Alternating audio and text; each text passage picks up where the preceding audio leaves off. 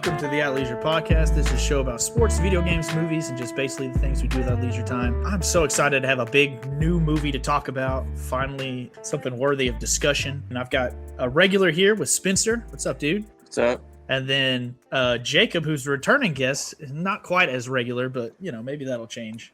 I'm always happy when you have me on, Brett. Thanks so much. There's a joke that Jacob doesn't think I ever invite him, but it's literally, this podcast is so sporadic. If you're listening, you know this. And it's like, if a friend says, hey, let's podcast about this, I'm about it. I'm going to do it. But Jacob never comes to me. He never says, hey, let's podcast about a thing. So today we finally reached that pinnacle and we're gonna podcast together. Sheesh. All I know is that I'm always too late to the party. And I'm like, where's the invite? And it already happened. So oh well. That's because you have to be Albert in our group chat. Because don't even get into the whole. Got yourself kicked. They're listening. Your FBI agent is going to be on this. But man, okay. The last review we had on this podcast was talking Thunderbolts with Gabe, and that was over a year ago. So it's just kind of hard to believe how I feel like movies in general have kind of just taken a nosedive in like interest in like.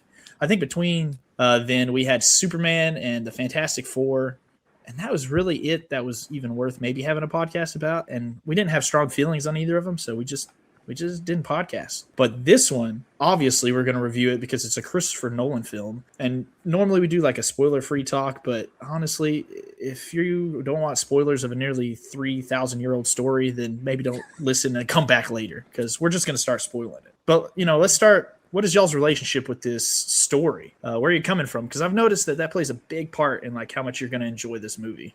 Well, I'll start.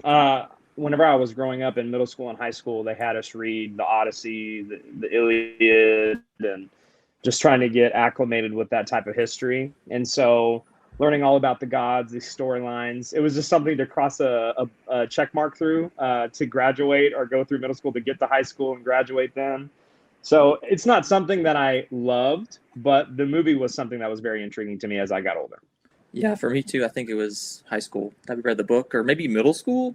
I don't remember exactly when it was, and I don't think we read the whole book. I think we just read like parts of the main story, which was like the Cyclops part, the sirens, and then maybe like him returning. But I don't remember any detail. Those are like main points of the story, and that's about it. Everyone seems to know the tale because it's like so ingrained in culture, but like I don't think I read the poem ever. I don't think in school they made us read the poem. I think it was like if you wanted AR points, like you could read it. But I was like, I'm not going to do that. I'm just going to guess and go with what I know from like culture. But I did read Percy Jackson and the Olympians growing up, and there's a lot of references to this story in that book. And then also I play Hades, the video game, and if you've listened to this at all, I love Hades in that game. And a lot of the newest one, Hades 2, had a lot of the Greek gods in there, and a lot of like Odysseus's challenges. So there's Scylla and the sirens, and then there's what was the other one? Oh, the Cyclops is in it. So there's just like those are characters there that have already been twisted for me. So kind of going into this movie, I have no real expectations other than like, hey, there's going to be some version of these characters in this movie. So it made it easy to enjoy the movie for what it was and not what I wanted it to be. It sounds like y'all are kind of in the same boat. Y'all didn't really have expectations of the story going in. Well, I kind of take back what I said. I do have one exception, which was the Epic the Musical. I think the last time I was on here, we talked about it. Yeah. It's a musical over the story of Odysseus. It's the same thing, just a musical. And he took it in a different direction that Nolan took it. And I figured that was the case. The Epic the Musical is more about Odysseus's like journey, and like basically everything that happens to him throughout the story is because of his pride. And so like the gods kind of like teach him this lesson and humble him throughout the story. And I feel like in the Nolan film, he took it in a different direction that we can talk about later. That's more typical Nolan kind of stuff. And I don't know if I liked it better, but I can like look at it objectively and appreciate it. So we were all just going in kind of fresh, other than Spencer, you having that musical in your head. Yeah. That, you and a few others keep telling me is amazing. And I've tried it a few times and I just cannot, I get bored. I'm not a musical guy, I think. So. Yeah, I would say, I don't think you're a musical guy. So, and I'm not either, to be honest. I'm not. This is the only musical that I've ever listened to that I'm like, this is actually amazing. All in. Yeah, All the only other musical that I thought was good, like lowercase G good, was La La Land. Lowercase G. Yeah, it's not even. It's like a 6.8 on my super mid. All right, so where are y'all landing with this then? I gave it an 8.8. What do you think on y'all's rating scales? Going in, I gave it once it was over, I gave it an 8.6. Kelly, she gave it an 8.5. So we were aligned. Who's there. Kelly? My wife. There you go. So I think I still haven't really decided. I was going in expecting like a 9.5. That was kind of my expectation, which is pretty dangerous to go. Just because it's Nolan, right? Yes, yeah, just because, in my opinion, he doesn't make bad movies. And it wasn't met, but I think part of it was my experience in the theater, not necessarily the film itself. So I got to rewatch it at a different theater, a better screen, to see if that changes it, because the screen we were at sucked so bad. So have y'all heard the instances of like the sound systems were pushed to their limits to where the theaters were breaking? Oh, really? No. Yes, there were some screens where like the speaker fell and it ripped the screen in half and stuff like that. Oh gosh! Can you imagine listening to the them on the boat and your screen suddenly just rips in half and you're like, I am in the ocean. This is happening right now to me. Yeah, that boat scene went crazy. I had to look away a couple of times because I was like, "Oh my god!" I think flashbang is crazy. Yeah. No, now, Brett, going back to that point though, sorry to interrupt, Spence, but if everybody was giving it like Bryce, he gave it a 9.8 off the rip, and I was like, another friend of ours, close friend. But if once Bryce gave it a 9.8, and then Gabe, another close friend of ours, who's been a friend of the podcast, gave it a 7.7, and then a bunch of us gave it in the 8s. I didn't really go into it like, okay, I'm expecting in the 9s. I really went into it open-minded. Now, if everybody gave it in the 9s and I gave it in the 8s, I wouldn't have met my expectations. But since the scores were kind of up and down, I went into it with no expectation. Let's just talk about what's some of the best aspects of this movie. Like, when you talking about it, what gets you most excited? One, I love the pacing of the film. I thought the film's pacing was very good, in my opinion. Anyway, at first, whenever the movie first started, and you started to listen to the actors, and I was like, man, I kind of don't like this. Literally in the first 2 minutes of them talking to each other, I was like, I'm not a fan. I don't know if I kind of like this. And I was like, okay, but I got to be open-minded because it's probably just the dialogue they have to do for the movie in that time frame. That's the opening with like Travis Scott's character doing the poem, right? Yeah, so that was kind of a turn off. Banging his staff on the yeah, that was kind of a turn off because I felt like they could have used anybody else and the acting would have been better. I don't know why they got Travis Scott to do it, but I mean, I don't know how you act those lines any better. He just didn't have anything to do. He just literally shouting words and banging. It was a little bit weird way to start the movie, but I also I get it because it leads into the banquet scene and all that stuff. So sorry, to interrupt but the pacing and the cinematography obviously were something that I thought was great. I know we're probably going to go into the aspect of what turned us off towards the movie, and we'll get into that here in a little bit. But those are the two things that stood out to me. No one makes movies feel more real than Christopher Nolan, dude. Every moment you feel like, man, he just took a camera and filmed the past because it feels so real. Like he's there. I don't know how he does that. Like I don't know about you guys, but watching like the trailers before the movie and then like in game after that, when you compare what you watch with Nolan's movies to like that, and it's like it's pretty clear that those actors in the in-game trailer are not even together in the same room. Like everything feels so much faker. Like even their costumes are fake. And I'm like, man, I don't know if they can keep making movies like this where it feels so fake compared to like a literal whatever Nolan is doing. He's doing it so much better than them. And I know they're not the same kind of movies. They're not trying to do the same things, but it really turns me off to some of the CGI infested movies that are coming out. I don't know. Yeah. No, that was everything being like legit. Like when they're pulling the horse across the beach. Yes. Are they actually pulling it? Because it looks like they're actually pulling it. And it's like, and I honestly would believe Nolan's like, hey, get 1,000 dudes and pull that giant heavy horse. And we're gonna film it like, out of the ocean. What it seems like. Yes, that's what it looks like. It's crazy. Yeah. And that's part of the thing I was excited about watching this was like everything you're seeing is pretty much happening, and so like waiting for that every scene you just see to like them they're actually experiencing it like you said, it makes it feel not disconnected from reality. Mhm. Like not on a sound stage doing a bunch of, green screen or anything like that. Like these actors are actually seeing these things with their own eyes or doing these actual things. So The grass is real. The place they're at is real, and that is just like a breath of fresh air. Frankly, yes, yeah. No, I think and the some of the performances from the specific actors, I thought knowing the cast is so stacked, it's like who's going to stand out, because I would expect Odysseus to stand out, but I feel like Odysseus was the weakest actor or the character, not necessarily the actor, but the character. And I think Telemachus and Penelope are my favorite performances for sure. And I genuinely felt like their emotion and things like that. they played off each other really well. I think I'm getting to be quite the Tom Holland fan, dude. When he's on the screen, I'm like, I like this guy. I'm bought into whatever he's doing. He's got some real charm to him. There's a reason that he's like in every other movie that I'm watching right now. Yeah, he's good. Him and Himesh Patel, I might be messing up his name right, but I also like him in movies. Like every time he shows up, I end up really liking his character.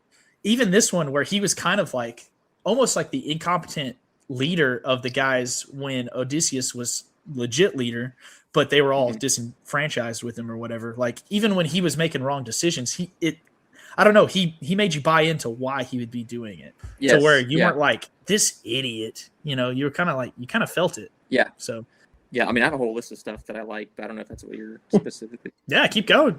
So one of the things that I noticed throughout the movie was the cord plucking for the bow. Oh, that was sick. Wow. I thought that was so cool. And then when he tied it at the end, he's fighting the guy. I don't know his name. What's the actor's name? Robert Pattinson. Patterson? Yeah, Robert Pattinson's character. And he strikes the bow knowing that he's going to recognize that noise. And he starts panicking. Oh, and it was to the beat, like it was to the music. Dude, I was like, that was such a good tie-in. Oh my gosh. It's so well done. The Cyclops, I loved how the Cyclops looked. It looked, there was a human and like a god got his face and mushed his eye over and just morphed his face, kind of like you see with Cersei later. It didn't look like a perfect little eye, like he was born that way. It looked like someone messed him up. Oh, I was kind of like cringing at him more than like fearing him. And then his just like nonchalantness about killing these people. I was like, oh gosh, this dude's, and he's apparently real. Like this thing's apparently not CGI. It's a puppet.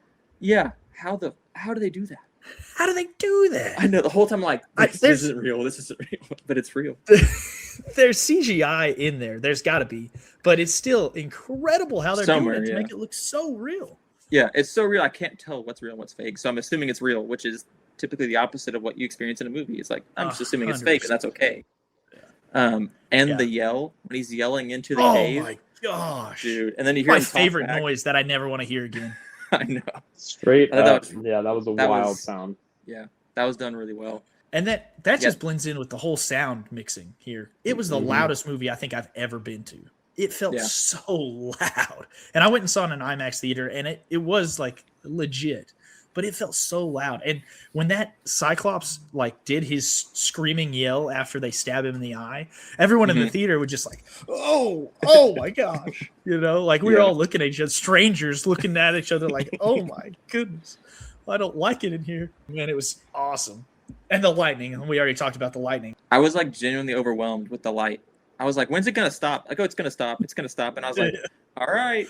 We're still in it. Yeah. Yeah, it's bad. And then the Hades. I didn't know what to expect the whole when they go down to Hades, them coming out of the sand or whatever. I thought that was super cool. And I had no context of what that would look like, which was great. Whatever the kid's name, the kid's character's name at the beginning that gets stabbed up against the horse, he comes up and he's kind of like, I got screwed over when I was a kid, to Robert Pattinson's character. And he gives him that wood peg thing, and then he ties it back to at the very end, and he gives it back to him in his mouth. I was like, oh my gosh, he does so good at tying all these loose ends. Yeah, it's so good. Oh, are you talking about Elliot Page or Ellen Page, whatever their name is? Yeah. I thought that was great. I thought the underworld stuff was great too. I was so sure that they were going to be skeletons that when it was just a bunch of grubby humans, I was like, oh, that's weird. They're just like really dirty men. But it was cool that, oh my goodness, what's his name? Agamemnon was there. That was a shock to me. I didn't know the story. I don't remember that. And so I was just like, oh crap, he's dead. I don't remember the book. So maybe he's like he has this about him, but like in the movie he's given so much like aura. Like everything he does is super cool. He's like a when they open medieval Darth Vader. Yeah, and he opens the gates So- and it's like his armor glowing. But then when he died, he didn't walk away. If you watch, he floats away through everyone else, while everyone else walks. Like they give him like he's a little An bit better than elevated status. Yeah, it's really weird, but I liked it. I thought it was really cool because he has a sweet suit. Yeah. I remember reading in the book, Spence, that he was a super powerful warrior, and I think that's why they gave him that aura, because his armor. And that's one of the things I was going to say that I really liked were the costumes. I felt like the costumes were really awesome, except Robert Pattinson's with his dress that he wore. It was kind of weird looking. It's part of the character, baby. Yeah, part of the character. I was like, He's a really sleazebag, and he played it out good. Dude, he is an incredible actor, right? He plays so many faces, but I love the costumes. I love the colors. I thought everything was so vibrant. My favorite scene in the whole movie was whenever it's like that poster for the film. Whenever he goes to that island and these giant men come over and just destroy everything.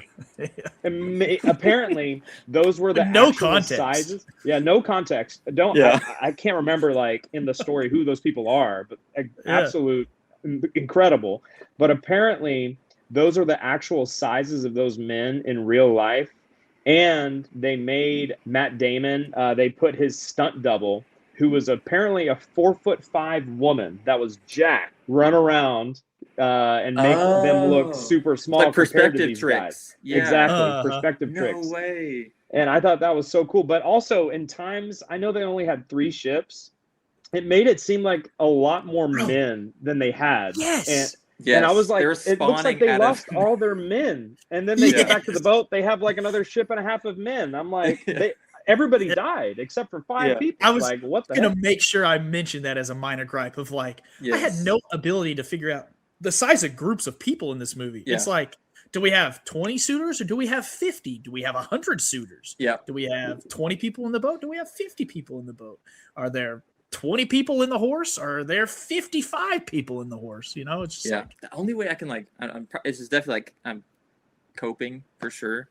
But the way I took the movie from what we know is like a lot of the stories or the interpretations of the story was that Nolan was given a more like reality based version, and then from what you see in the movie over thousands of years, everything gets gets more exaggerated and becomes that myth of all the crazy things you hear in the story traditionally. And so that's the more basic version. And so in my head, I'm like, okay, it's a unreliable narrator. So some things aren't consistent because it's the story itself and people are telling it differently and it changes. I think that's coping big time. That is coping a little. Yeah. But I think to me, that's how I looked at it, was like he's giving you the real version and then the exaggerated version is what we actually understand outside the movie.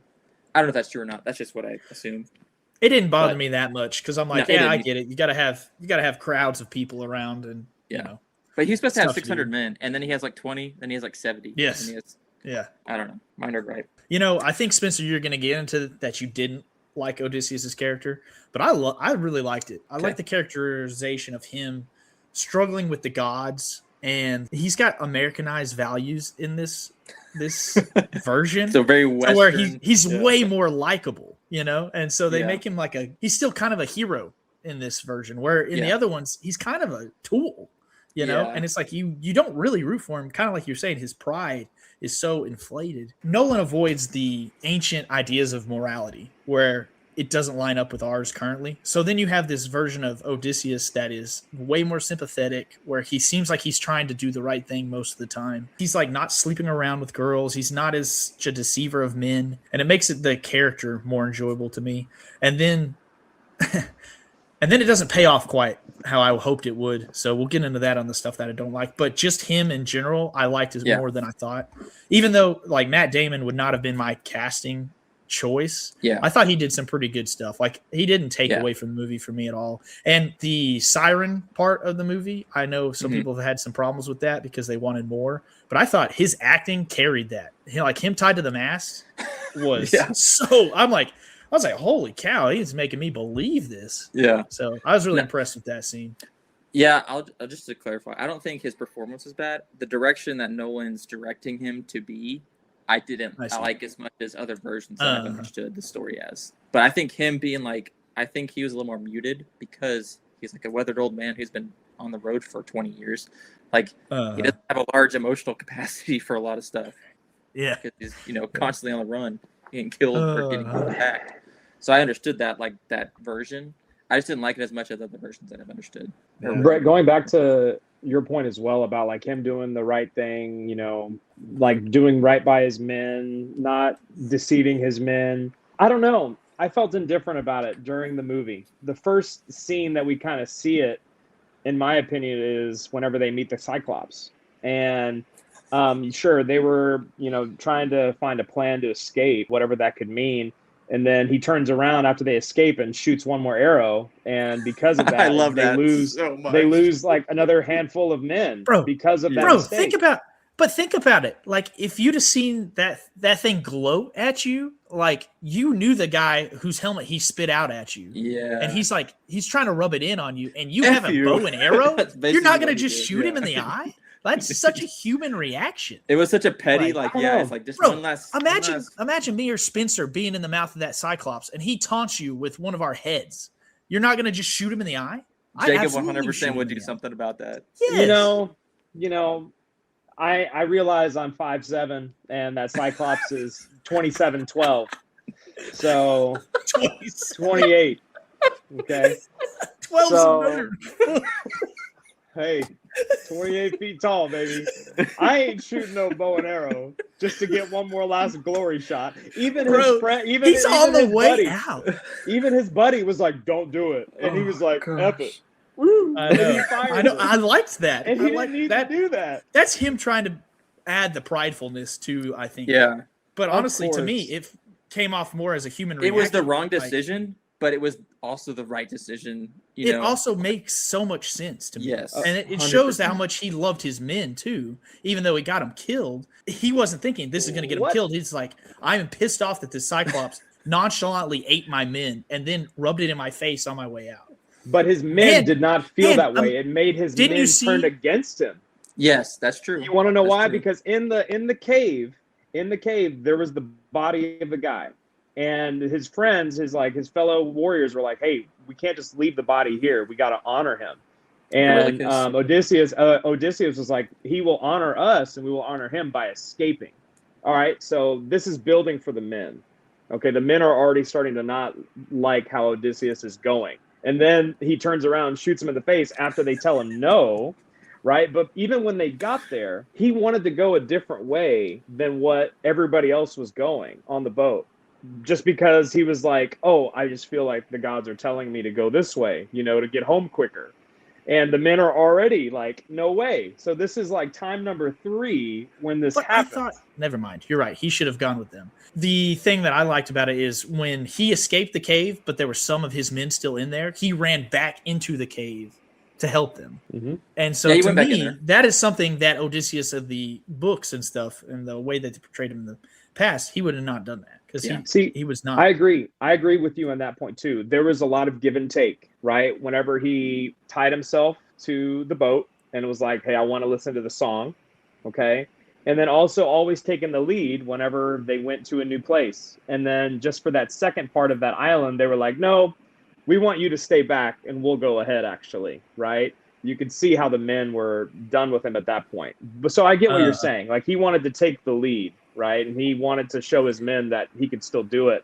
But even at no point did I think he wasn't a virtuous person. Like the whole movie, he was trying to do the right thing for people. Even if he knew, like he was making hard choices. Like even when he tricks them into going the route of the tentacle monster instead of the whirlpool, because he knows some of them will die or all of them will die. And he has remember, he didn't want to go that route originally. They then said it, but he just didn't tell him. He tricked them into going that way though, because he knew that I can't remember the names of the characters, but I know Eurylochus, his right hand man. Yeah, his right hand man knew. Oh, he's trying to trick me, but he actually tricked him by not doing that because he was like, "Oh, you knew we would go this way." He's like, "Yeah," because I had to make a decision whether y'all all die or if just a few of you die. Yeah. And so he's put in hard situations, but he's always trying to do right by his men. And I liked that part of Odysseus, even though I don't think that's true to the character in the books or the. I can't remember when that happened. Did they already go to Hades, or were they on their way to Hades? Because I remember whenever he was in Hades, the guy told them like, "Hey, everybody's gonna die except for you," right? So I'm trying to remember if that was before or after they went to Hades. Do you guys remember? It was. I'm pretty sure it was After. after.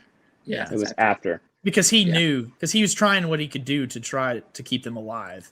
Yeah, And because he then- went to Hades, and whoever told him was like, "You're the only one supposed to hear this," and so he was like, "No, all my men are gonna listen with me." And then they started to, and then the prophet dude was like, "Hey, y'all gotta go." And so Odysseus was like, "Okay, y'all step away for a second." And then he says it, and then that's what leads to the Scylla stuff, I believe. Right. So after they were going through that canal, then that's when they went to that island where the cows were, and he was Yes. like, "You guys Yeah. cannot eat of these cows, or Helios. you'll die." Yeah. Yeah. That's tough. That's tough. Did y'all like how what's the word? Distant the gods were? Like we never saw a god.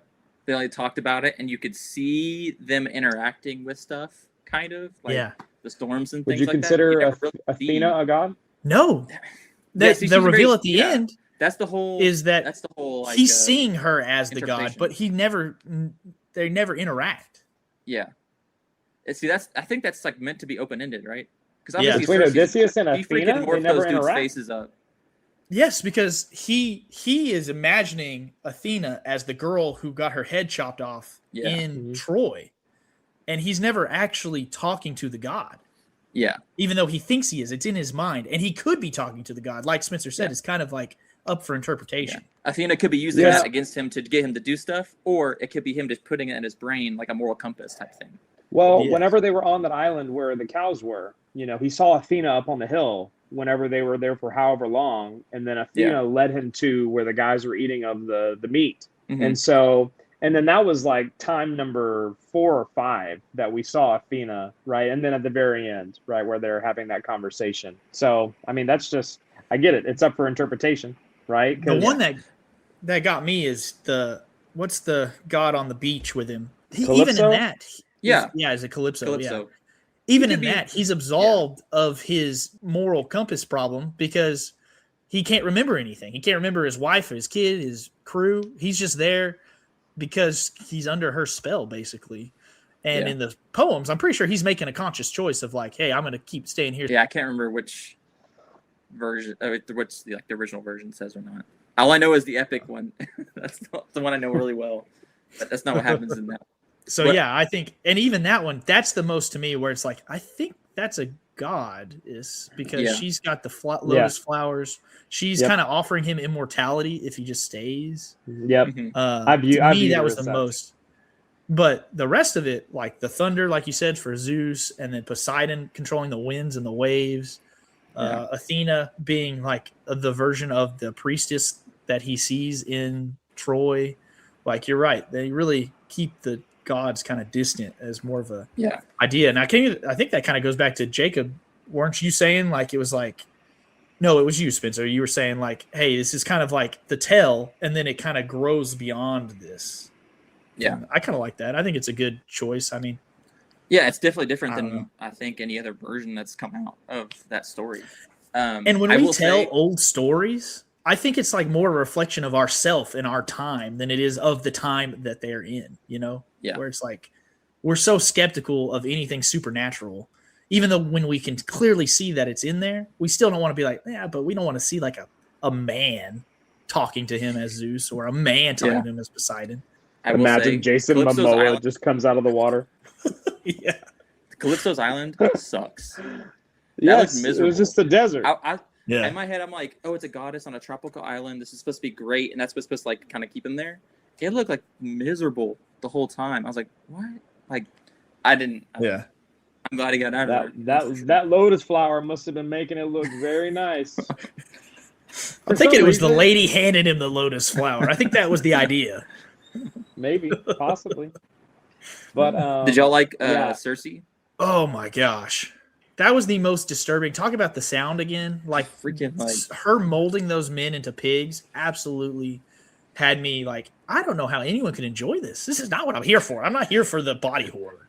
I'm here I for was the not epic expecting adventure. genuine horror. It's genuine horror No. movie stuff. Like, Ugh. Yes. Yeah, which is, to be Honestly, fair, it lowered the ranking for me. I'm like, I don't want to watch Oh, this. This really? is not who No. finds this enjoyable. I like Clearly, people do. It grossed me out for sure, but I think that was the purpose. I liked that it was Wait, that which way, part? like bibbity boppity Cersei. booing them with like a wand or something dumb, and like them just turning into it. I think that version is way more Ooh, true to the that's story. so. It's so But it was- grossed me out. Yeah. Oh man, It, and the it makes me noise. practical. think. It was Yes, practical. it makes me think, Spence. Like I know you said, like how a god for Calypso or for the Cyclops like morphed his face. I was like, that's exactly what she did to Yes, these guys. exactly. She stuck her freaking fist down this dude's throat and pulled out a pig's nose. But it was so genius. Like whenever Odysseus came up and she was like, these men are what they are, right? They're pigs. And then that I know we were talking about like, oh, it made me think like who the lion, the tiger, and the cheetah, dogs, and the cougar yeah. were, or whatever. Yeah, I'm like, these have to be some beasts out there. Yeah. Probably some dudes Yeah, from she's down gotta- on the island. She's got to be like turn them into what they are. And she's like, oh, I'm kind of impressed. You're a tiger. Yeah, honestly, That's pretty dope. Yeah. And then what is it? Like Gabe said Hercules that they or were something. just Her pets. Her pets. That she would. I don't want to befriend. believe that. Buzzkill. I don't want to Yeah, believe boo. that. That's not my Because- headcanon either. Because if that's the case, you remember when Odysseus was about to eat the food and the pigs started to make really loud noises and the birds started to make really loud noises like don't do it.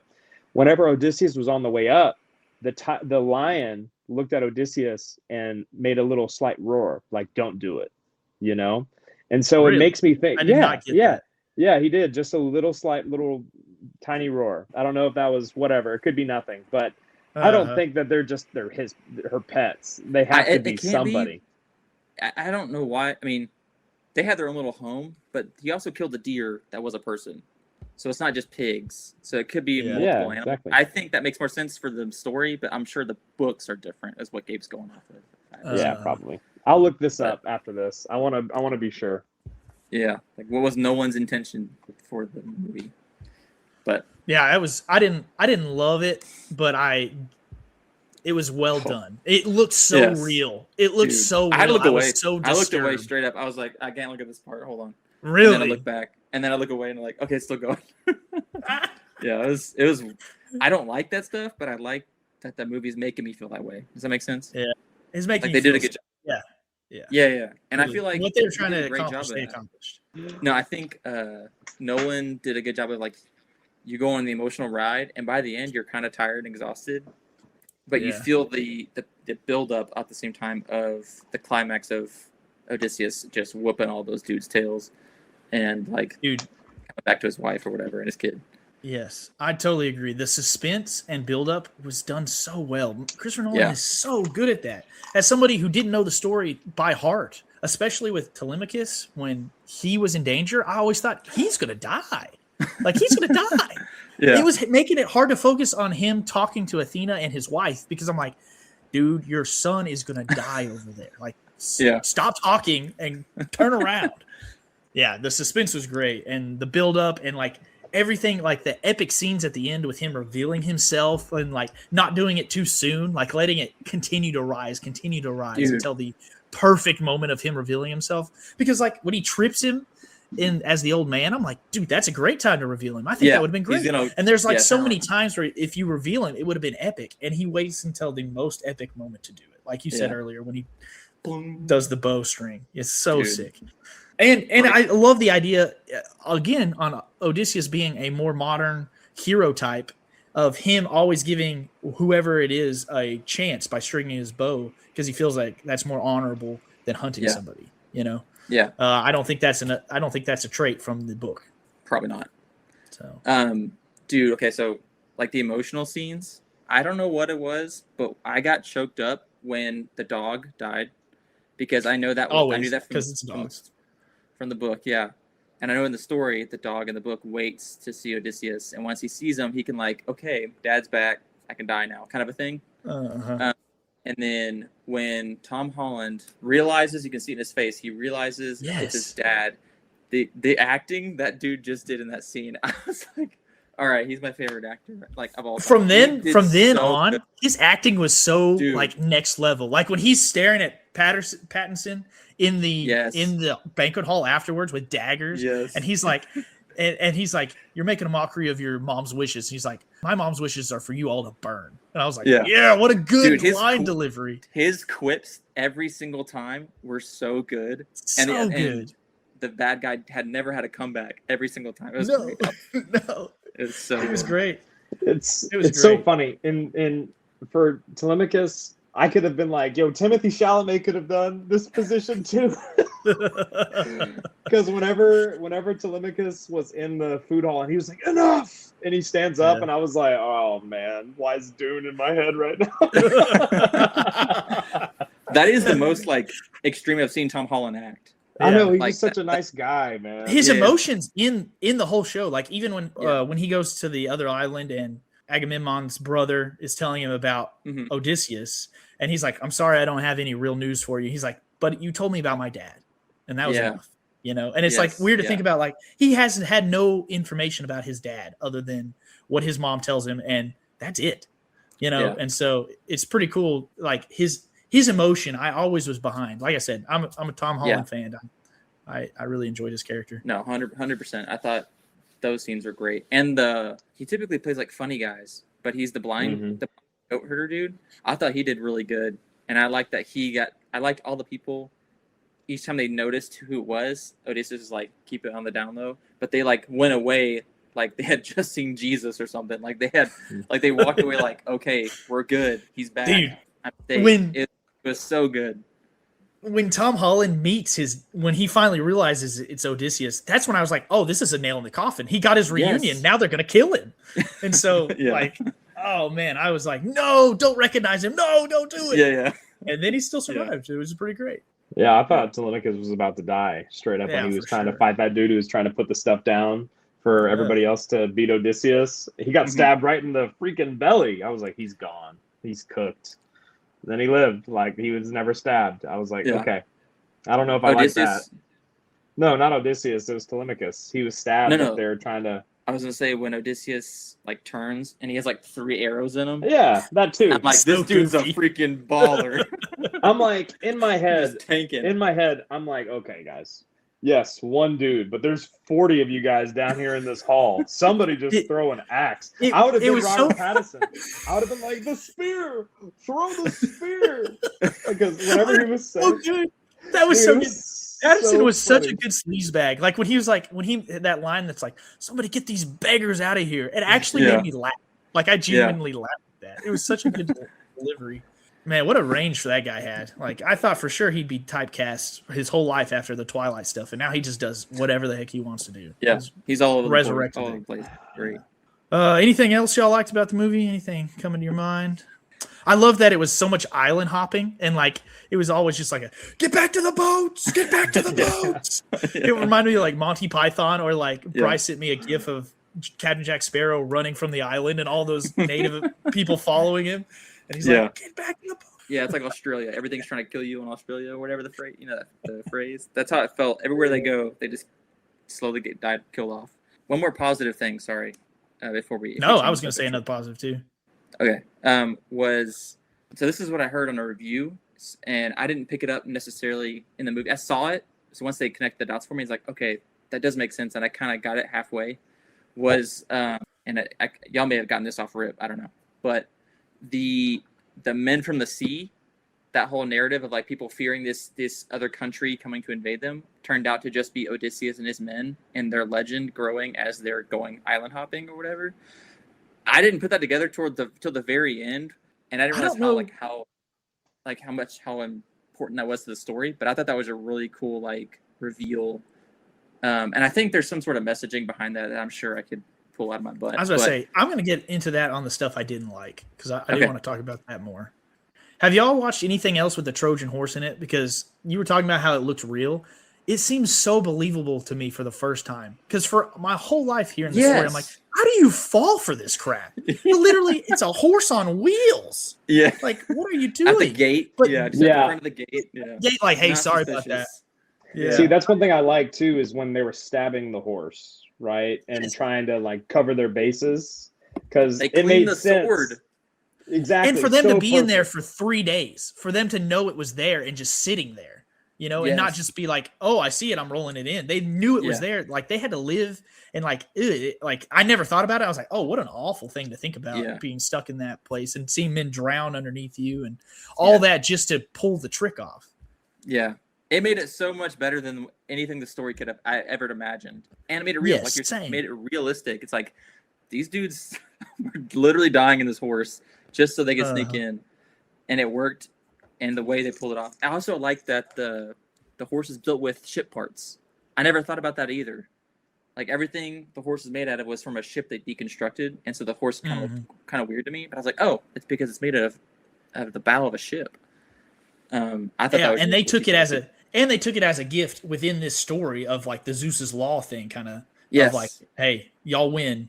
Here's our tribute kind of thing. So Yeah. I don't know. It made so much more sense to me than it ever had before, that story.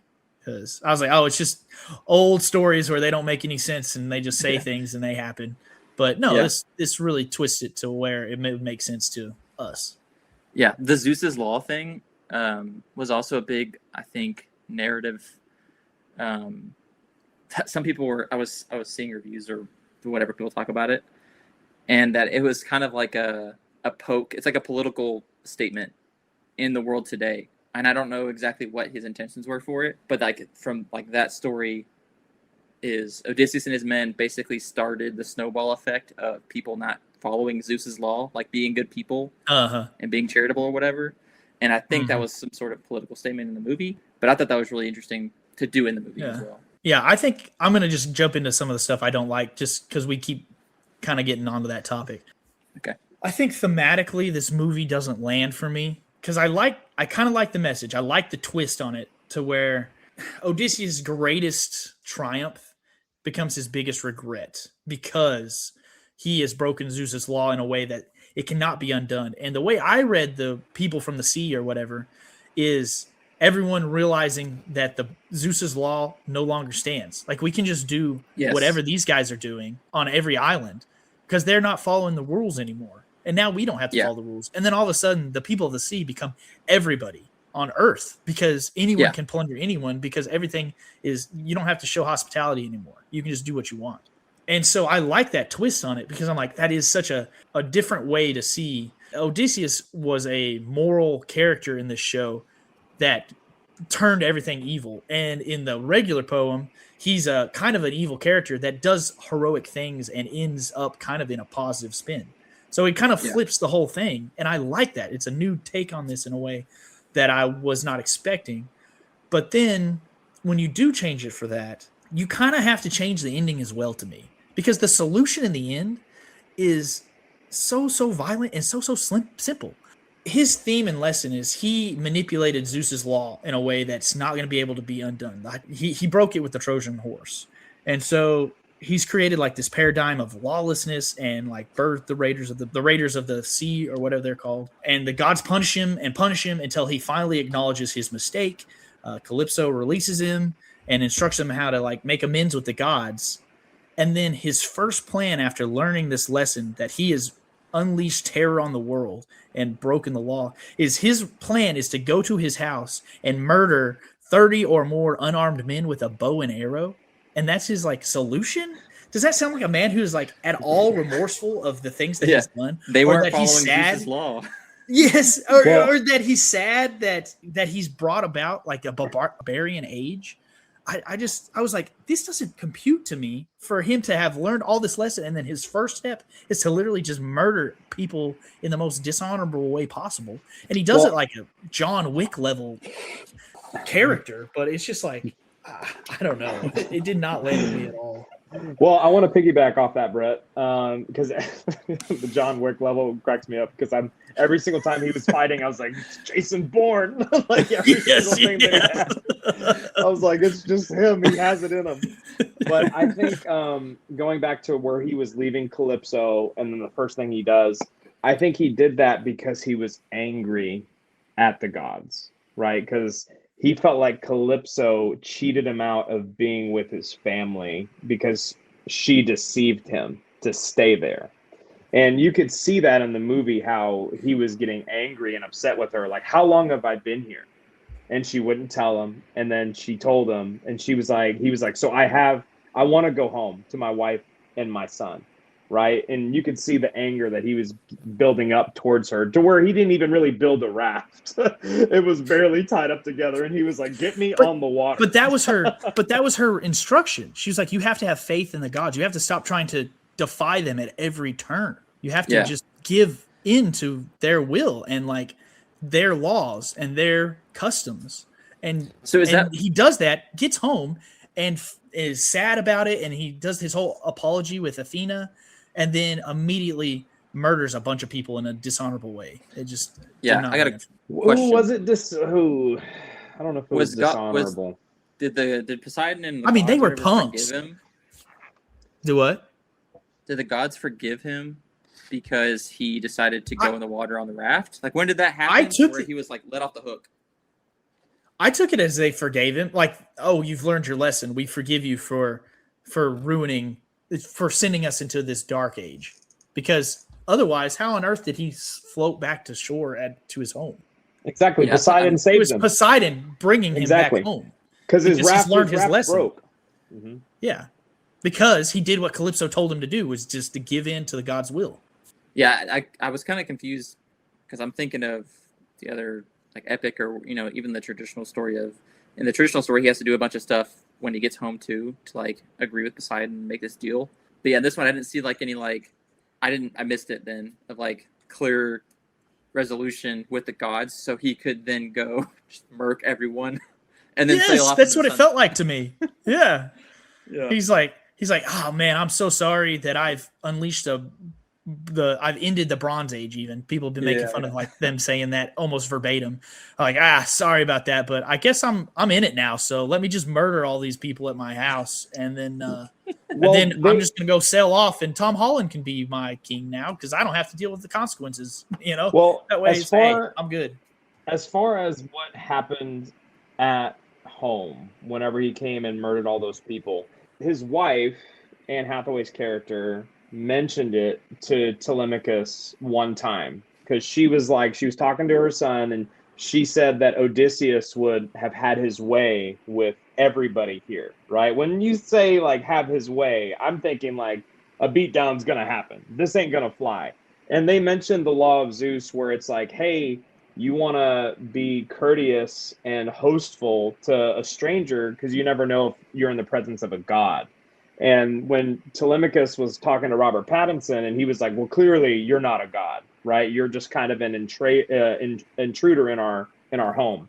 And that's kind of the model that was set over those 20 years or so that Odysseus was gone.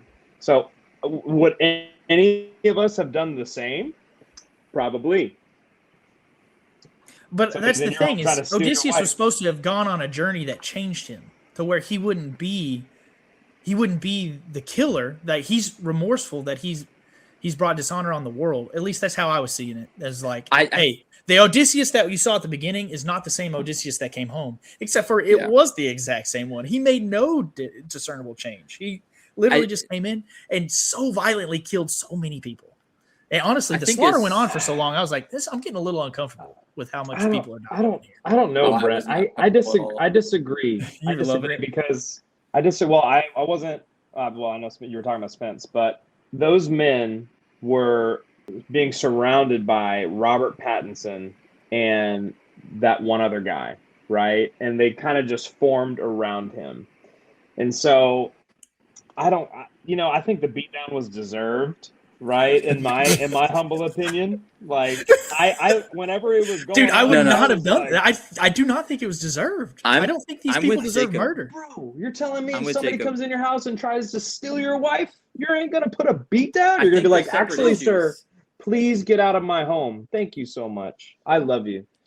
If you show up to the doorstep as I know that Agamemnon was like, hey, don't expect a hero's welcome, but very different circumstances for them.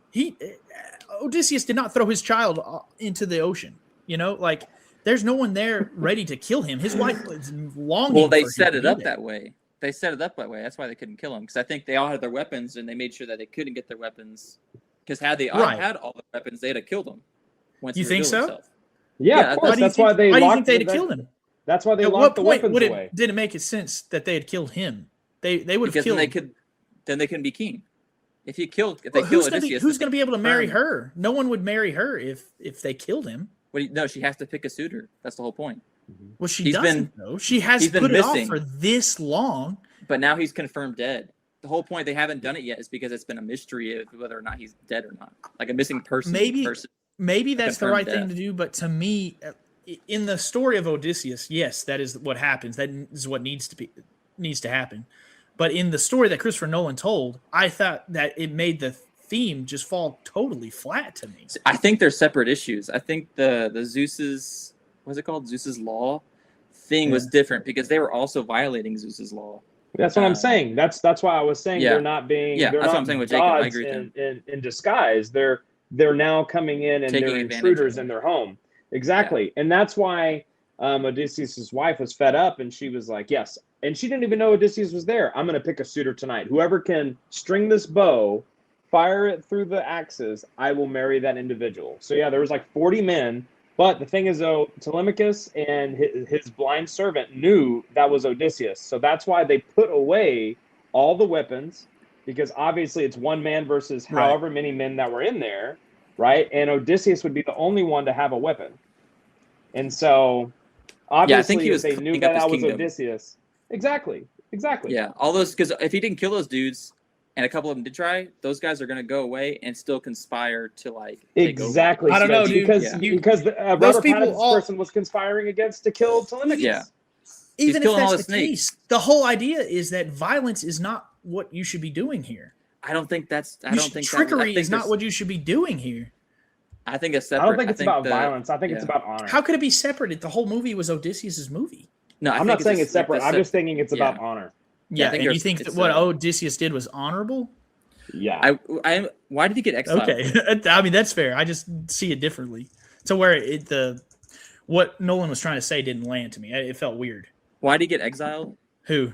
Odysseus and his wife, and they get sailed off in the sunset. Oh, because apparently, I think he just chose it because the gods told him he needed to honor the dead that he didn't bury. He needed to go out there.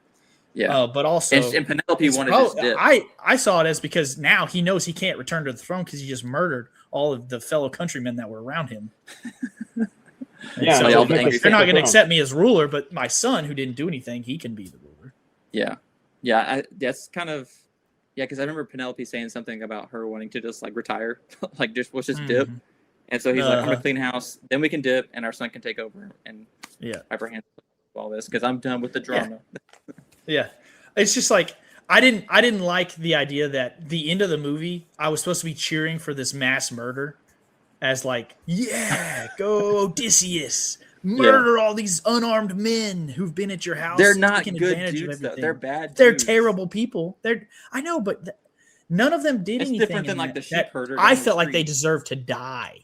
Pattinson was the closest because he sent that boy off to die, but the rest of them were just a bunch of tool bags. Well, not all of them, because some of them didn't want to fight him. They kneeled. True. Some of them took a knee. Like some of them took a knee, and they were like, "You're our king." It's like how many? They probably all would have done that, especially if you come up. They could have. Like they chose not to.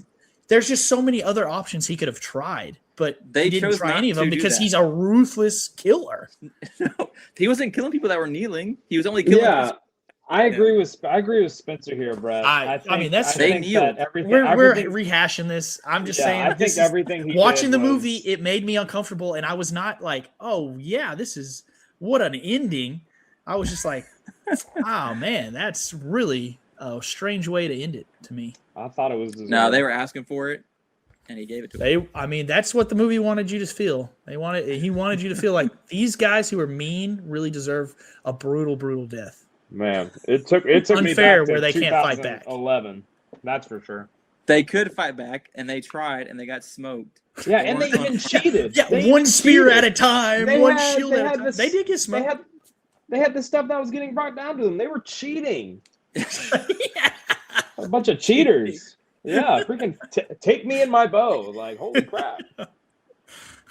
What was sick was whenever he got the axe. Well, okay. Like, oh, shoot, so I'm falling. That really was the only thing I didn't like because I didn't feel like they landed the ending. I thought The Troy stuff was pretty epic.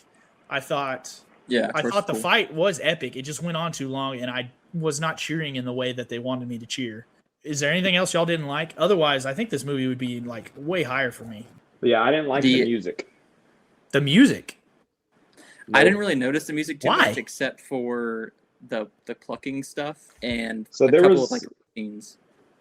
There was a couple of songs in the first half that were pretty good, right? And then in the second half, I was like, I don't like this music at all. It just felt too modern for what was going on. Maybe it was because Travis Scott was in there, and maybe he whispered in his ear, like, put this music in there.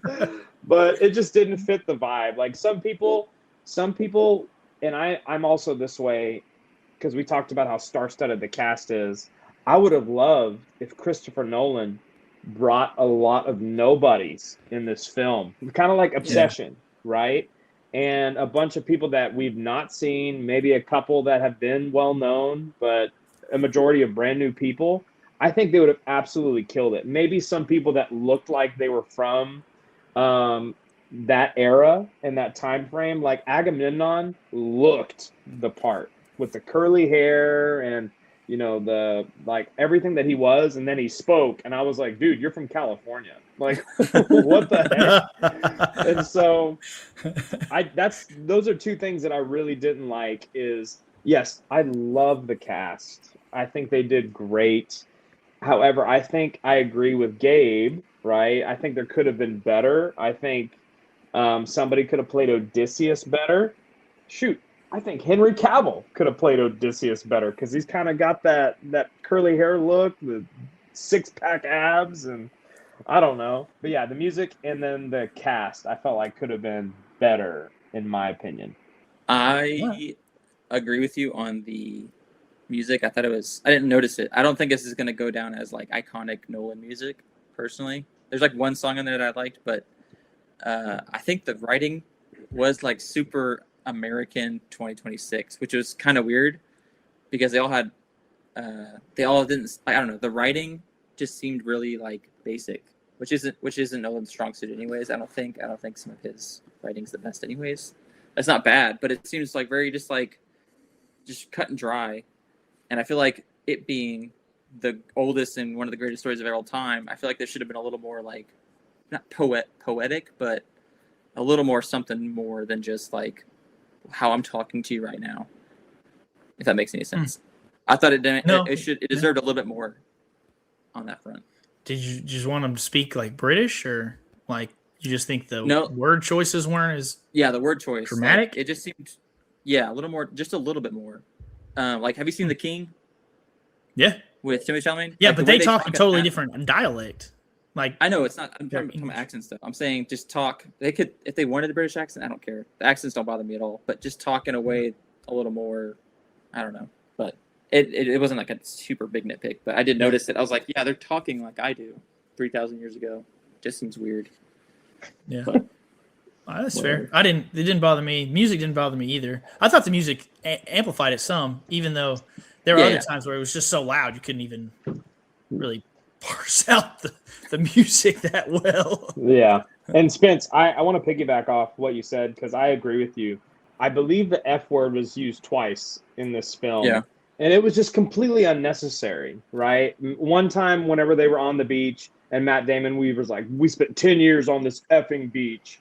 We're out. And I'm like, why did he say that? Why did he have to say that? It just didn't make sense. Like, let's just say we spent 10 years. Let's go. You know, the F word didn't even change that. And then I'm trying to think, where was the second F-bomb? Because there was two. That's how I feel about the F-bomb most of the time, to be fair.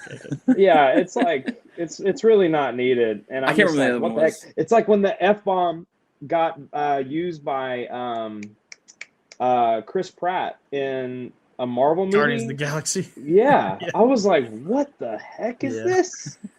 Yeah. Doesn't make sense. Yeah, but that one made more sense to me because they were trying to go for a joke. And anyways, not Guardians of the Galaxy podcast. I'll say another positive thing. I think it's the last note I have. Hold on. Let me say another negative thing first. Okay, we're past the positive, Spence. Sorry. I'm with you, Jacob, more on the casting choices. even though I liked a lot of them, I wish they had been more unknowns because a lot of times, like I can't even remember the names of these characters except for Telemachus because his is kind of fun to say. Everyone else's I can't remember because I just see him as the actor for the most part. Like I'm like exactly.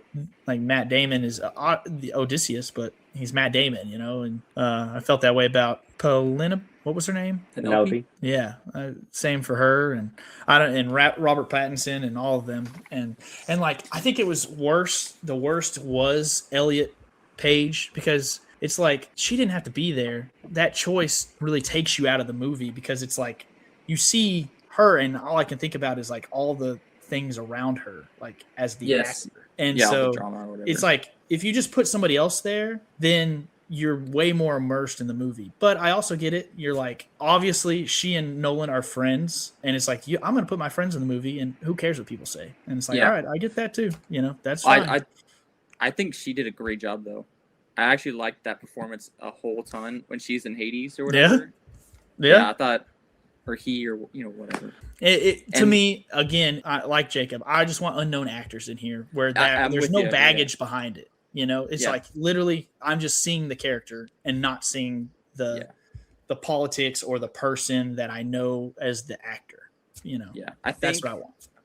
I agree, but I think a reason he went with a lot of people he did was the amount of work and effort that it was taking to make that film. I think a lot of new actors or not like big talent who's been around the block could handle the workload or the effort or the stuff required to make a Nolan movie on that level. From what I understand, but I don't know. I bet there's some hungry young actors out there that would have absolutely died to be in a Nolan movie. Yeah, but that's hard. He could have found somebody. That's hard to like bet on if you're Nolan. Fair. Film. Oh, I don't know, Spence.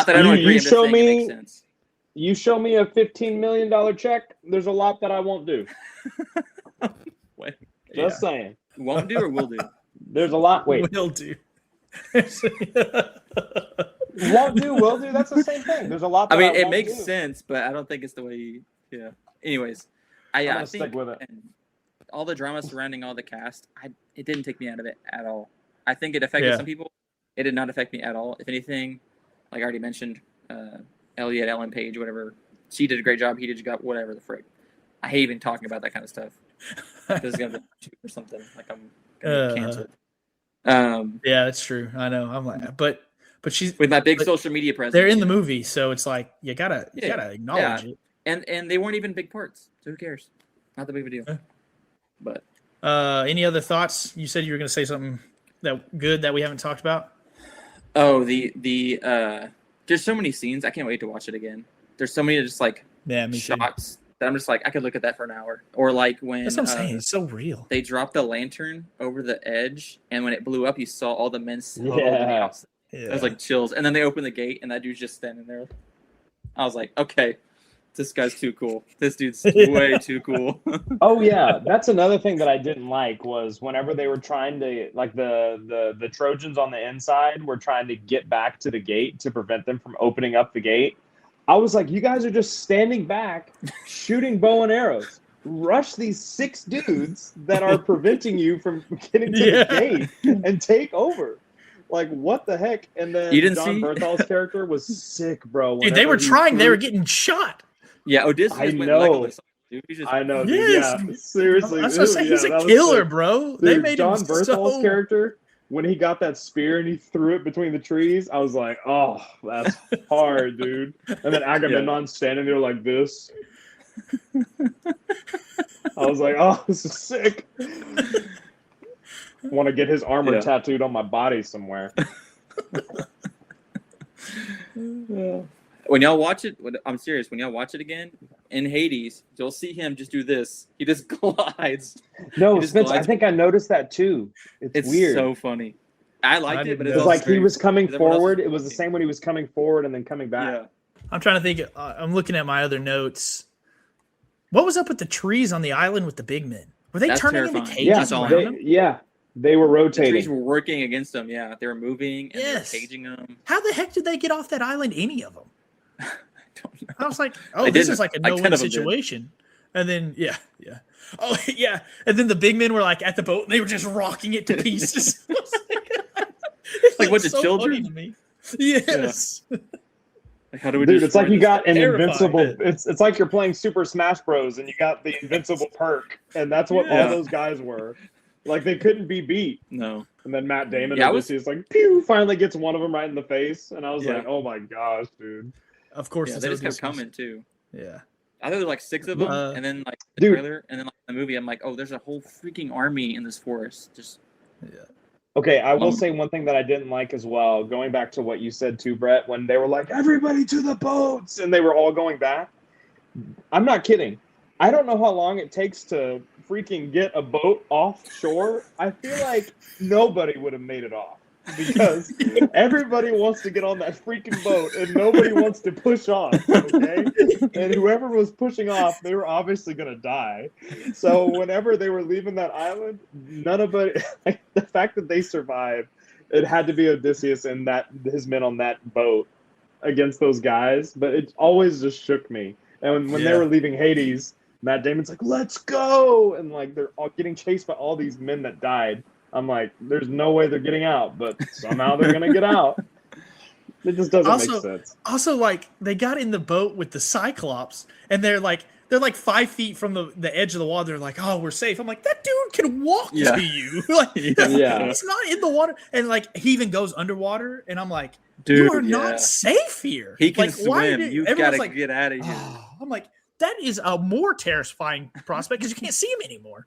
And then he comes out and just throws a boulder, and I'm like, okay, I guess they're good. I guess they're fine. Any other thoughts on the movie? Before the movie, did y'all see that Mommy trailer? The what? There's like a I horror saw, movie. I saw where it was part like of it, but it wasn't in the other- film it wasn't in the movie that I was in. It's called Oh Mommy. my gosh, what is it called? It's Isn't is it I'm supposed to be like a thought. spin-off of Megan, Brett? That Megan I don't doll? think so.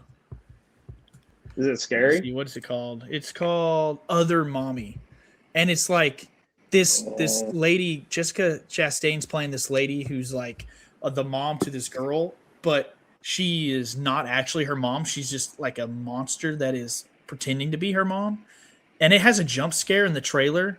That was another moment where everyone in the theater was like, "What the heck did we just watch?" Like the jump scare I'm got not me watching so this. bad. I'm not watching this. Well, Frick no, yes. dude. Are you It kidding was me? so freaky. And I was like, man, it's just like when I was younger, when I would go to a movie, a harmless movie, and they'd have a horror movie trailer before it, and I'd be scarred for like 3 weeks. Yep. Like, man, it's freaked I'm me glad out. I didn't see that. I had to watch the Dune Yes. trailer. Yeah, I'm not gonna watch that. Especially, I don't know if it's just having a kid now, but anything that has to do with children, I'm like extra no. Oh, yeah. Like I'm I can't with do you. like bad Dude. parents stuff because it makes me just sad. I saw Weapons, and I saw that by myself. I went to the theater by I can't watch myself. that. There's a Not a scene chance. in that. No, in don't tell that me anything. movie. I literally don't even want to hear it. Yeah. Keep it to yourself. It doesn't involve Like kids. I'm with Spencer. Anything with kids, I'll be thinking about it if it's actually that twisted. Yeah. You know, I don't This even part wanna doesn't involve kids though, but it's not even what we're talking about. So I won't sidetrack. Once the podcast ends, we'll rank talk. in your Christopher Nolan movie Okay, ranking. good transition. Yeah. Okay. Oh gosh, I need a list. Hold on, look at the Let's list. just do. I top wrote a 5. list down, so I'm going to tell you mine, and then y'all can tell me yours. Okay. Number 1 for me, Interstellar. Number 2, Batman Begins. Number 3, The Dark Knight. Number 4, Dunkirk. Number 5, The Odyssey. And then number 6, Tenet. I can't ever say it right, but I like that movie. Tenet. Oh, dude. Okay. Yeah, There's not a lot of us, but dude, I love that movie. Too, you and me. dude. So I haven't seen Dunkirk all the way through, so I can't really speak on that. I like how you didn't have Oppenheimer in there because a lot of people put Oppenheimer towards the bottom for Nolan, and I agree. It's kind of like a slow burn Too much sex. in Oppenheimer. Which one? Oh, yeah. I don't I hated even that remember movie. that. You Yeah. hated that movie. I genuinely did not like it. Brett, I think I agree with your list. I would probably switch Dunkirk and the last one that you said. I can't remember what you said. What was the last one you said? The Odyssey. Yeah, I would switch It's the number 5. Odyssey and Dunkirk. Yeah, I'd put Dunkirk at 5. Okay. I think Interstellar is number 1. Easy. Yeah, I'd put The Dark Knight over Batman Begins, though. That's a given. No, it's not a given. I- Batman Begins is. I like you talking about good writing. Batman Begins has great writing. I like Batman Begins more than The Dark Knight as well. Okay, you and me. I'm telling you, we're what? And the Joker then, doesn't make it to the second for you guys, bro. The crazy. Dark Knight is an incredible movie, but I the think greatest villain of all time has to be second, bro. Well, it's a Batman movie. Yeah, I'm watching it for Batman. Yeah, the better Batman movie, the first one. The greatest villain of all time has to be second. Yeah. So yes, Interstellar, and then Batman, Dark Knight. And no, Batman not Dark Begins. Knight. It's not number 2. I just think out of those 3, I think that's the best one. Probably Tenet, and then Dunkirk, and no, Tenet, The Odyssey, Dunkirk. Say that again. Say it. Interstellar, Tenet, The Odyssey, Dunkirk. Prestige. The Odyssey's number 3 for you. Yeah. Prestige is really good too. I love that one. Inception I really like, but emotionally it doesn't land as good as these other movies to me. Yeah. But I liked really watching it in the theater. I love that movie. Yeah, it's I think I'd put that the next one. Okay, so now good, though. I gotta remember all these films because I forgot about Inception completely. Inception might be number 4. And then the Odyssey at 5. Jacob, I sent you the questions. I wanted y'all to have this ready to go. Gave you time to think about it, so it's not on the spot. I know you did, but I didn't really look up all of Christopher Nolan's movies, so I'll take ownership of that. We have Google at our fingertips. I know I was busy. Chat GPT it even if you're lazy or too lazy to Google. All right. Well, I think those are some good rankings. Thank you guys for being on. I enjoyed the conversation. I'm so excited there was a good movie to watch.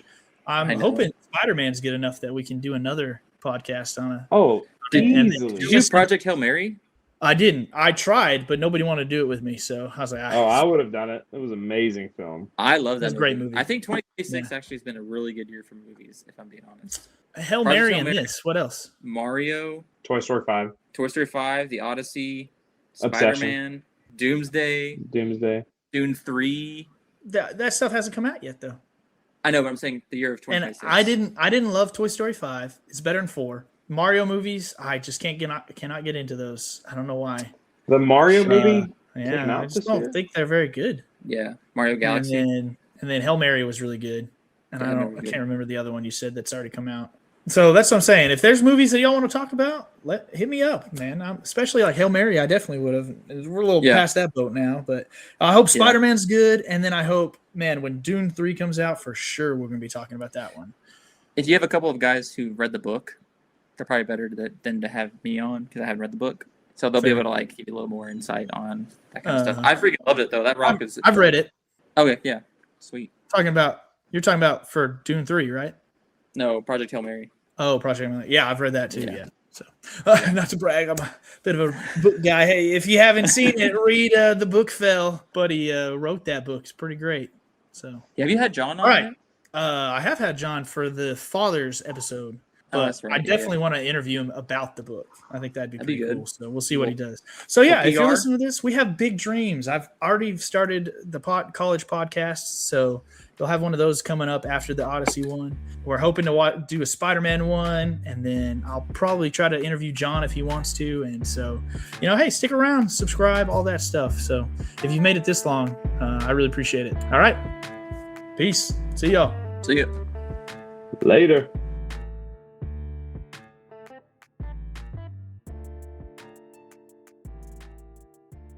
A little addition at the end.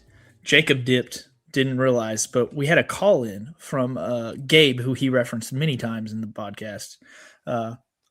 Good friend, he did the Thunderbolts movie review with me. So we're just going to listen and then react to what his message is, I guess, his call in. So, Spencer, you got anything to add before we just play it? No, I'm excited to see what he says. Me too. Because they're about to do a podcast on it. Audio work? Yeah. Yeah, just say I'm talking to my phone. I'm dressing his wife. This is what's going on with Odyssey, okay? The liberties taken and everything, those things never bother me. Because the Odyssey, when it's told again, it's supposed to be a retelling. There's supposed to be twists and things that you don't expect that haven't been told before. So I hear like Elon Musk saying that AI is going to generate a historically accurate Odyssey telling. that within itself is almost inaccurate to even say. I don't know what Because he's the talking whole about. point Right of retelling Homer's Odyssey is to put spin on it. One of the recent, I don't know what you call it, beefs with this movie, Elon Musk said he's going to do an AI version of the Odyssey that's going to be more historically accurate. But like Gabe's saying, that's bullcrap. That's such a stupid thing to say. Yeah, shocking from Elon. Yeah, no kidding. AI art makes me so angry. Oh my gosh. Yeah. It's another podcast for another day. And create your own story. Now, with that said, there are two main questions that need to be answered whenever telling an Odyssey story. The first one is, who is Odysseus? The big thing with that is explaining his wit. Is it good? Just back up a little bit. Back it up? No. On physically with the phone, so it doesn't have the Oh, I interference. see. Oh, sorry. Yeah. Sorry, everybody. The way he's able to deceive, the way he's able to maneuver out of difficult situations when he's stuck between a rock and a hard place. He's the one person that's supposed to be able to figure it out. Two is, what is he willing to do to get home? And that's kind of the main beef I have with Christopher Nolan's version of it, is that you really miss out on the wit behind Odysseus's character. No wit, Like, really. really all you get from him in his telling is the Trojan horse.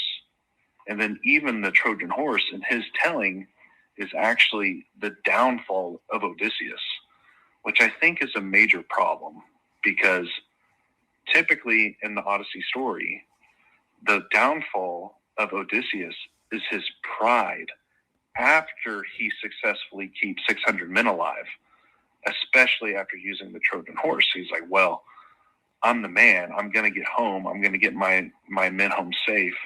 And then he runs into the Cyclops. And his pride is his undoing. And because of his pride, the fall of him and his men begin to happen in this chain reaction of events of them fighting against the gods to get home. And you don't get that at all in the Odyssey. All you get is a man who used wit for one trick in a Trojan War. And then after that, it's just fighting to survive as if he's one of any of his men. Like, Odysseus could have died on the last day of the Trojan War, and then the story could have just been of Eurylochus going home and just trying to survive all the events that he goes through in Christopher Nolan's The Odyssey. So that's my problem with my first question is, who is Odysseus? I don't really feel like you get to see who Odysseus is in this film. And secondly, what is he willing to do to get home? This is why I love... Yeah, I argued that he was more moral. Like, you just got a more moral Odysseus. And you couldn't have another person do it because... Well, sorry. You say. All right, you sure? Yeah. I think I agree with him, but he's comparing it to, like, other movies, which is fine. He can do that. But within the movie itself, I don't think that necessarily holds up. Because I think Odysseus still is presented that way, just not as much as other retellings that hyper focus on those things that he's specifically pointing out. Does that make sense? I do feel like it's less about him and more about the grandiose story and other characters than other retellings. And I think he appreciates the other tellings more. Yeah. That's why he likes it. But yeah, that's totally fair.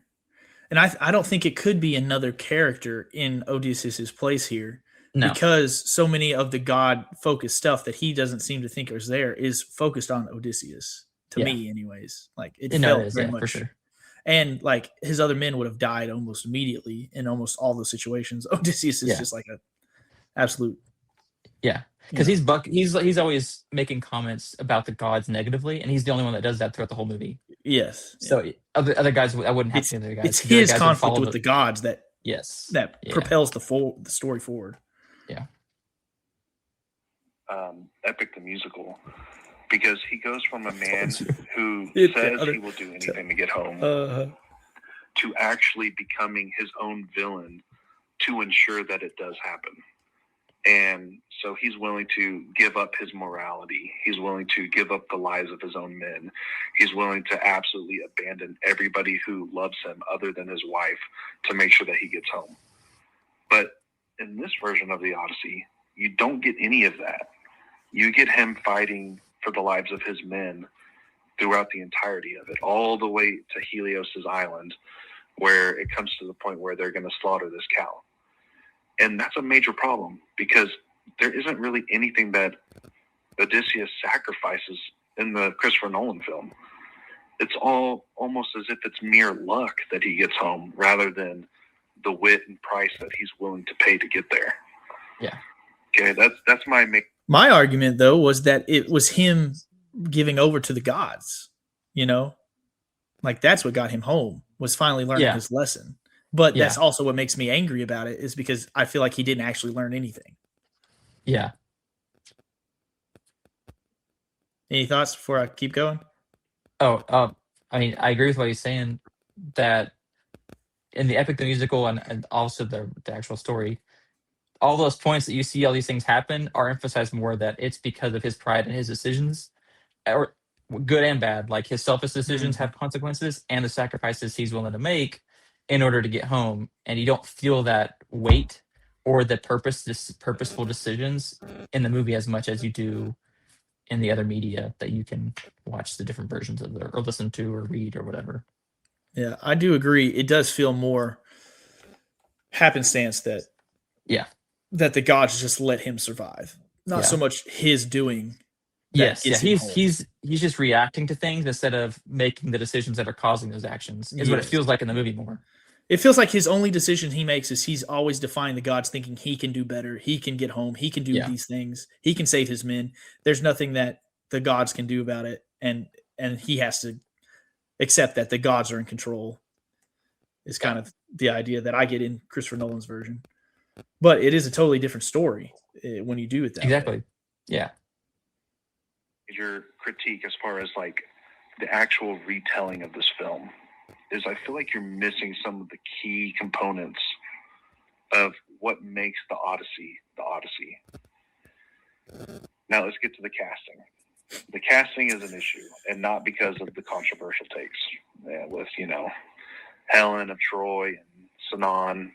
Even though I will say every single time Sinan was on screen, I could not help but think, wow, they put a transgender person in this film. That's kind of what I was saying. For the sake of putting a transgender person in this film. Mm-hmm. There was nothing that Elliot Page did for this movie that 1,000 different actors couldn't have done, but he wanted the controversy of having Elliot Page. Or just the friendship. So, slight knock there. Yeah. And then secondly, she did a good job, but before, Oscar Isaac would have been the perfect person to throw in as Odysseus. I think across like the entire movie review landscape, seems like everybody says the same thing. They're surprised that Matt Damon did a really good job. And I think he did a good job. But he didn't do anything that was like spectacular or great because it was him acting. I just felt like, Odysseus is great. And he got to play basically a half version of who Odysseus is, as far as like his wit and his willingness to give up, the things around him to get home. He just did an okay job. So I think that probably could have been casted better. My biggest beef with casting was Eurylochus. What an awful casting. He is just the most average Joe Schmo looking dude his right-hand man that they could have possibly plucked out of all over the United States. I mean, this dude has got a bald spot on the back of his head, zero muscle definition, and looks like a complete chump. And that's another big point of the Odyssey, is that Odysseus is not the strongest, baddest of them all. He just outwits them all. So what do you need Eurylochus to be? You need Eurylochus to be the macho man, the buff dude, because Odysseus keeps his men alive. I think that is so true in his telling. But in this telling, Odysseus is that dude. He is the guy who's the strong one, who is the warrior version. Yeah, he's the man. And it's like, these men follow him because he is the leader. And when that leader is gone, this guy, the second in command, is not equipped. Incompetent. Yeah. Yes. Yeah. all 600 of them throughout the war.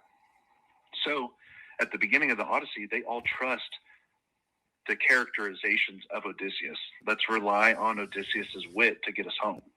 But then as they start dying off, they're looking to the second-hand man, Eurylochus, who ends up basically leading a mutiny against Odysseus. So you need Eurylochus to be the counterpart of what people want a leader to be, which is big and macho and muscular. So Eurylochus should have been a beef dude, like a beefy, strong dude. That way his men could say, well, you know, Odysseus's wit is not keeping us alive.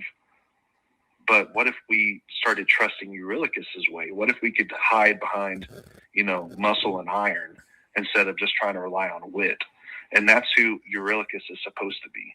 But in this movie, he's just an absolute chump. And then on top of that, Tom Holland is fine. He's not special. No, he's not. He's great. He's so Robert wrong. Pattinson did a good job. He's so Anne wrong. Hathaway did a good job. You know, I just felt like He's a they hater. really missed Yeah. the major things with you know, those people that I mentioned. 2 more complaints. The next one is dialogue. Dialogue is Derek playing it. is pretty mediocre, and I kind of feel like everyone's just brushing over it because of like the cinematic feats that were accomplished by Christopher Nolan filming this whole thing in 70mm IMAX. But it's really just, it's not all the way there with the other key aspects of creating a film, which is a very interesting plot line filled with great dialogue. I felt like there were moments that should have hit harder, but, you know, maybe the right thing wasn't said. Like, for instance, when he's shoving the totem into the mouth of Antonius, and he says, "Go tell Sonin that I gave you back your shame." Like, it's too on the head from what Sinan already told him to do. So instead of, like, repeating Sinan's words, shove it into his mouth and then leave him in the dark. Leave Antonius in the dark and say, "When you go to Hades, tell your brother that the deed is done." Like, something shorter and slick like that would have hit harder. And then also the question of, is he going to bring back revenge? And he says, "I'm bringing all of it," or whatever. It just, and then the bass hit harder than the words hit. I just felt like it was kind of a cheesy line to say. I don't know what he should have said, but should have been thought out a little bit better, I thought. I agree with that. That was said probably only 2 more, but actually now there's 2 more. One is the sound. Sometimes the sound in this movie is too much. Like, it is too loud that it actually almost hurts I the like ears. it loud. No, I like it too. And then there are a couple moments where the sound didn't hit hard enough. Like when the bass hits, when he says, "I'm bringing all of it," that hit so hard. That bass should have hit whenever he plucked his string He didn't like the plot. after revealing that he is Odysseus No, he does. by stringing his bow. He's saying it He's should saying- I think the bow was enough. I don't think you need more. I don't think there needs to be a base. The bow was the The the bow was punch. the That's base. the point. When he Yeah. plucks the bow, I felt like, oh yeah. yeah. Okay, and then the last thing that I have is that the getaways in this film from all the islands look the exact same. It's like, yeah, Whenever what they're did I say running away that? from Cyclops' island, they're all just running frantically back to the boats. Then they get to the giants, and they're all just running frantically back to the boats. And then they get to So Monty Python. the fortune teller from the underworld, and they all just run back to the boats. There's no wit behind any of it. It is literally just them scrambling for their lives, and so it all feels extremely repetitive. It does. That part And does. even though it looked cool each time, it never really showed anything other than luck. Who gets to the boat first? That's who lives. Nothing else to it. Yeah. So I just feel like it lacked depth. I wonder for what characters. What that difference could have, there you is in know, the other one? Yeah, I don't that would know. have been sweet. Like, you have the option of Eurylochus fighting off one of the giants at the boats and keeping, a boat alive. That way, that kind of shows why those men might trust him more than Odysseus on the next island, and yada yada. Like, there's opportunities to make characters have more meaning and That's depth a pretty good idea. that just weren't there. So, other than that, I could go through all the reasons why the movie's But instead, Odysseus saves him. Yeah. You know? Yes. Yeah. You're just building up Odysseus more. as like a warrior. Great, but everyone already knows why the movie has great parts in it, and that's the scope, the magnitude of moments, the homecoming of a man who's trying to get home to his wife. But all those things they're great because the story is already great. They're not great because Christopher Nolan made it great. Those moments are great no matter what, and that's why the story has existed for thousands of years. Literally. I think he should watch some of the old retellings and tell me if he doesn't think Christopher Nolan added anything to it. Yeah, some cringe ones That's out there. a pretty funny thing to say. Really. So that's my full thoughts. That's why this movie doesn't hit the 8s for me. It should be a high 7 because it's beautiful, looks really good, but the storytelling is not there all the way.